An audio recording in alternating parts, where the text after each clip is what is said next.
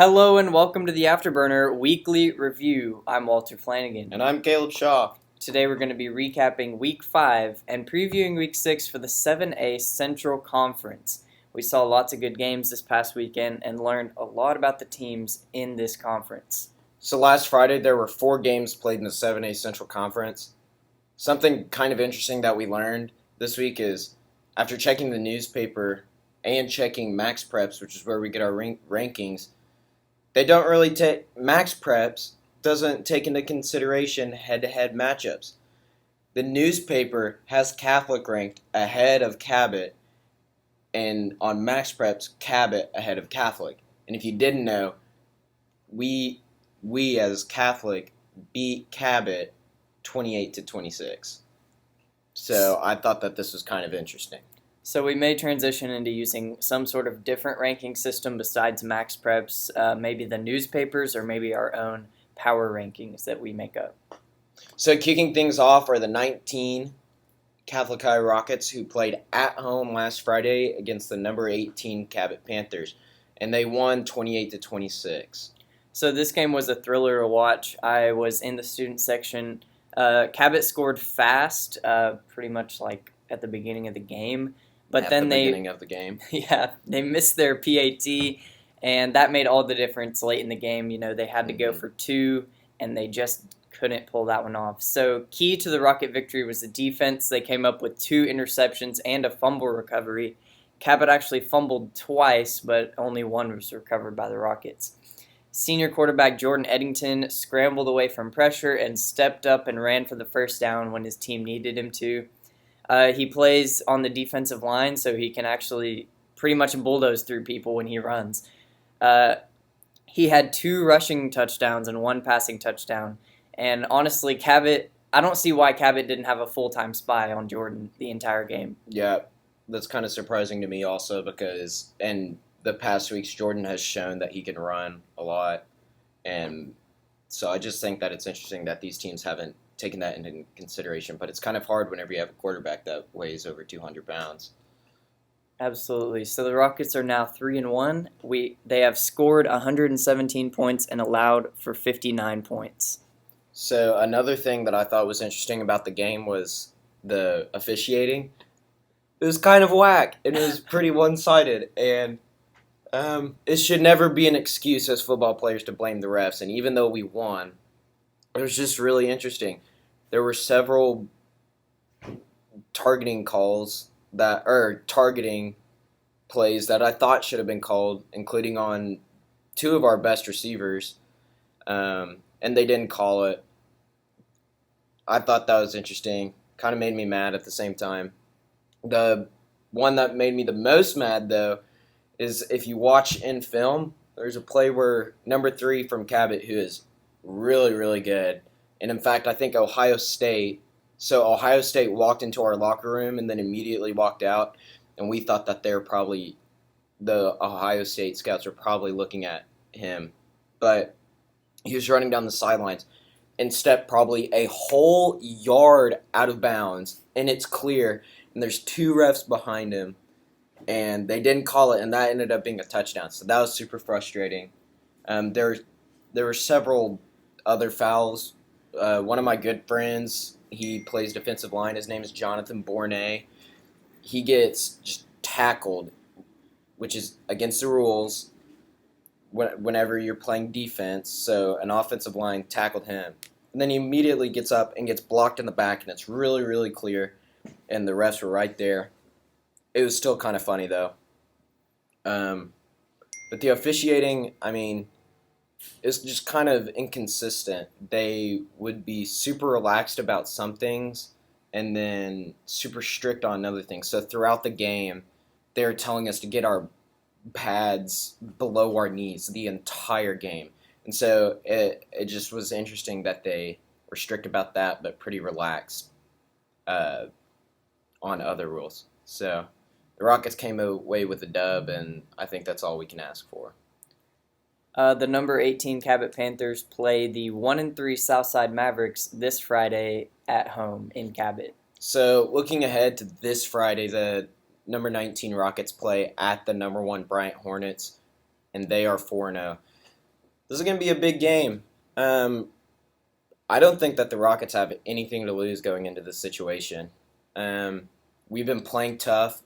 Obviously, Bryant is arguably the best team in the state right now, but the Rockets are playing very, very tough right now. Tough ball. I think if we can go in, play our game, execute, don't have mistakes. And interesting is we had 0 turnovers against Cabot. That's our first game that we've had it, and we won. I think if we can execute and be disciplined, I think we may have a good shot at possibly upsetting the number 1 team out of Arkansas. So last year the Rockets lost to Bryant 59-28, and last Friday Bryant played at the number 11 Northside Grizzlies and won 42-7. This is a very good team. Bryant has scored 164 points and allowed 34 points. So I think something interesting to watch going into this game, the Rockets versus the Hornets, is that the Hornet defense last year allowed 28 points against the Rockets, and this year they've allowed 34 points over the entire season. So that'll be something interesting to watch, if it'll be way more difficult to score on Bryant or not for the Rockets. So again, the Hornets look absolutely scary this year. They're the number 1 team in the state. They just destroyed Northside last week. And last week in our podcast, I was still having doubts about my North Little Rock title pick. And in my opinion, you can't just stick with your preseason pick. You have to kind of change, when the facts are presented to you. And judging by the way Bryant is just rolling over conference opponents, this wasn't just one good game against Fayetteville. I think this team is for real. And even though I think North Little Rock is better than their record, I have to change my actual title prediction to Bryant after this week. Yeah, I think that Bryant is just absolutely killing people, and I think they're a really good football team. I'd love to think that the Rockets could pull away with the state championship this year, and that very may be after this game. I mean, the Rockets could upset, but I think that Bryant's also going to win the state championship this year. So moving on to the number 11 Northside Grizzlies, they're now 2-2. Like we just mentioned, they came off the loss to Bryant 42-7. They have scored 97 points this season and allowed 93 points. So to me, that says that the defense needs work and the offense need work, but they're still coming around better than Southside. I mean, you see most of the teams in conference have scored over 100 points by now. So that's something to work on. So this Friday, the Grizzlies play the Central Tigers at home. Last Friday, the Central Tigers played the North Little Rock Wildcats at home and lost 35-21. Central is now 3-1. This is extremely surprising to me because throughout my years at Catholic High, Central has been terrible. We've beaten them in our Principals Cup every year, and honestly, it's been a game that we've relied on to get into the playoffs. And this year, I mean, they only lost by 2 touchdowns to North Little Rock, who's a pretty good team. And I just think it's interesting that this year Central is picking up ground. This summer, whenever we were practicing, we beat Central a lot during our team camps, but I don't think that can really register into the season because they're looking like a really good football team. And I think the South, I think it's Southside. Yeah, Southside is not doing well this season, and I think they're kind of taking that role of the team that everyone is kind of relying on for an extra game win that Central has traditionally been for the Rockets. So we'll see going into late season. We play Central, I think, last. It'll just be interesting to see what we can do late in the season. I think that'll be an interesting game to watch, and I think this game will also be interesting to watch as well. I think Central could upset the Northside Grizzlies. Yeah, again, historically, this is surprising that it was just a 2-score game. You know, Central's not the powerhouse North Little Rock has been, but in my opinion, we could have seen this coming, this close game, because Central's offense has just looked so good, and their defense has not given up very many points. They pitched a couple shutouts, if I remember correctly. And to me, this proves Central is for real this year, at least as a mid-tier team in the conference. Central has scored 149 points and allowed for 78 points. So North Little Rock is now 2-2, coming off that win against Central. This Friday, the Wildcats play the Conway Wampus Cats at home. I don't really know. This could be a in the air game. Conway has beaten Jonesboro. That's kind of been their tough competition this year. But once again, the Wildcats only won by 2 touchdowns against Central, and it could have been a game that Central got maybe really lucky. But I think this will be a really interesting game to watch. Just looking up to next week and the upcoming weeks to come. North Little Rock has scored 71 points for the season and allowed 68 points. That's a pretty small margin and not typical for the Wildcats. So last Friday, the number 10 Conway Wampus Cats beat the 1-3 Southside Mavericks at home 42-21. And the showing against Southside was much better than against Jonesboro, especially offensively. But Southside this year is looking like a weaker team in the conference, so keep that in mind. It's still hard to tell what Conway will do for the rest of the season. Are they just going to be third place again to North Little Rock and Bryant? And they get to prove that they're not in third place and that they're for real in this big game at North Little Rock this weekend. Without a really good showing against North Little Rock, I would bet Catholic has a rare chance to upset them towards the end of the season. I believe that's the second to last game in the season, and it'll be right before the final big game with Bryant, so they could be looking ahead in that game. And again, this is very rare that Conway, North Little Rock would be down, Central would be up. Conway still gave up 21 points to Southside, and Southside is a team that before that game was averaging 11.33 points per game. So I think that later ahead that Conway could be upset by Catholic. Catholic's just discipline and execution of plays this week against Cabot has looked completely different than our preseason games, especially against that Jonesboro team. And that Jonesboro team, we played really, really tough. And it was the first game of the season. There are errors on both sides of the ball. But I think if we play Jonesboro again with the discipline that we had this week, I think we could have beat Jonesboro. And I think the same against Conway could happen, is Conway only beat Jonesboro by a touchdown. And I think we could upset Conway. And like Walter was saying, they have Bryant right after, and that's a big game for them because they're usually third in the conference and they have to prove themselves to be good. So they may be looking ahead and they may be looking at the Rockets as some easy competition, but I don't think they'll find that this year, and I think the Rockets have a really good chance of upsetting them this year. So Conway has scored 103 points and allowed for 72 points. So the Southside Mavericks fall 1-3 after the loss of Conway, and I don't see it getting any better for them against a Cabot team looking to rebound at home after a loss to Catholic. So Southside, I don't know. They're just not looking as good as they usually do. And Cabot had a chip on their shoulder going into the Catholic game. They're playing kind of dirty, like we said. And I think they have a chip in their shoulder going into this game as well, is they need to prove something that they're good enough for the 7A Central Conference. Because we beat them, and I don't think they like that very much. Again, Southside is really just looking like the worst team in the conference right now, both offensively and defensively.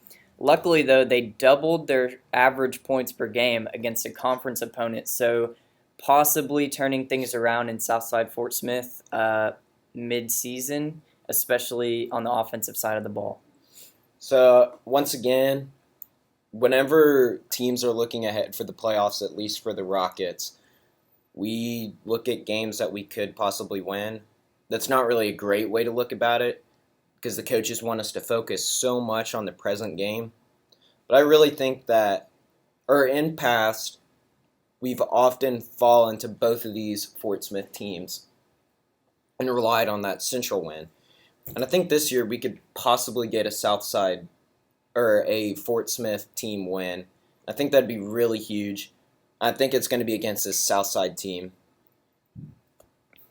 So to go over which 7A Central games are happening this Friday, we have the Central Tigers at the Northside Grizzlies, The Catholic Rockets at the Bryant Hornets, the Southside Mavericks at the Cabot Panthers, and the Conway Wampus Cats at the North Little Rock Wildcats. So here's a brief recap of this week's Max Preps Arkansas High School Top 25 rankings. And once again, this is different from the Arkansas Democrat Gazette. So at number 1, there's Bryant, who is 4-0. Number 2 is Greenwood, who is 4-0. Number 3 is Bentonville, who is 4-0. Number 4 is Bentonville West, who is 2-2. Number 5 is Little Rock Christian Academy, who are 4-0. Number 6 is North Little Rock, who's 2-2. Number 7 is Pulaski Academy, who's 3-1. Number 8 is Harrison, who's 4-0. Number 9 is Shiloh Christian, who are 4-0. Number 10 is Conway, who's 3-1. Number 11 is Northside, who are 2-2. Number 12 is Fayetteville, who are 1-3. And number 13 is Harbor, who are 2-2. Number 14 is Nashville, who are 4-0. Number 15 is Arkadelphia, who's 3-1. Number 16 is Jonesboro, they are 3-1. 17 Searcy, 4-0. 18 is Cabot, they're 3-1. 19 are York Catholic High Rockets, 3-1. Once again, I don't really like this. I think that this situation with the rankings is pretty similar to the 2014 college football season whenever Baylor and TCU were tied in the Big 12 when we're looking for a spot in the college football playoffs. TCU definitely should have gone. But Baylor beat TCU, and TCU beat the team that Baylor lost to. And so they were co-champions. So I think this is kind of similar. We beat Cabot, but I still think we should be ranked ahead of them. Coming at number 20 is Lake Hamilton. They are 4-0. 21 is Central. They're 3-1. 22 is Wynn. They're 3-1. 23 is Robinson. They're 4-0. Number 24 is Benton. They're 1-3. Number 25 is Maumelle, who are 4-0. As you can see, some teams are overrated and underrated compared with reality. So the Arkansas Democrat Gazette has their own rankings. So these are the top 10 high school rankings provided by Jeremy Muck in the Arkansas Democrat Gazette. Number 1 is Bryant, who are 4-0. Number 2 is Greenwood, who's 4-0. Number 3 is Bentonville, who's 4-0. Number 4 is North Little Rock, who's 2-2. Number 5. Sorry, Walter. And number 5 is Conway, who's 4-0. So number 6 is Pulaski Academy. They're 3-1. Number 7 is Little Rock Catholic, who's 3-1. Number 8 is Little Rock Central, who's 3-1. Number 9 is Cabot, who are 3-1. That's where they should be. And number 10 is Harrison, who are 4-0. So once again, this Friday, the Rockets are playing at Bryant at 7 o'clock. We'd love to see you guys show up. Go Rockets.